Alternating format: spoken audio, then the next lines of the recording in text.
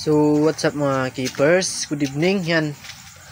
Yung mga full gold natin dito is nawaan nung anchor worm dati natin na may full gold. Kaya andito na sila lahat, yung mga breeder natin. Inalista natin yung mga nakadapo na anchor worm. Then, naglagay na tayo ng asin.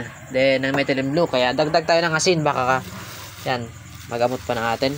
Comment nga kayo mga keepers kung tama ba ginagawa natin sa anchor worm. Sakit. Maalis sana yung sakit yan. Naglagay na tayo ng asin.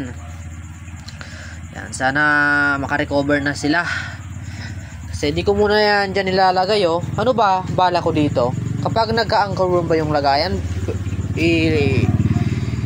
water change na ba or maglagay lang ako ng asin? Comment nga kayo mga keepers kasi wala pa tayong idea masyado dyan sa anchor worm kasi hindi pa tayo. Yan.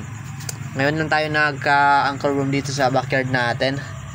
Yan Comment nga kayo kung water change to or lagyan lang natin asin. Nandiyan, may mga fry pa dito ng full gold. Di mo natin kinuha kasi wala pa naman anchor worm yung mga fry. Ito lang yung mga breeder kinuha natin. Kaya linagay natin sa yan dito sa recovery tank natin. Yan yung asin kitang kita. Yan. Sayang naman kung mamatay sila. Kaya yan, gamutin natin. Para sa mga solid supporter natin, mabibigyan natin yan kapag napadami natin itong full gold galwing. Kaya yan. Comment kayo mga keepers kung tama ginagawa natin.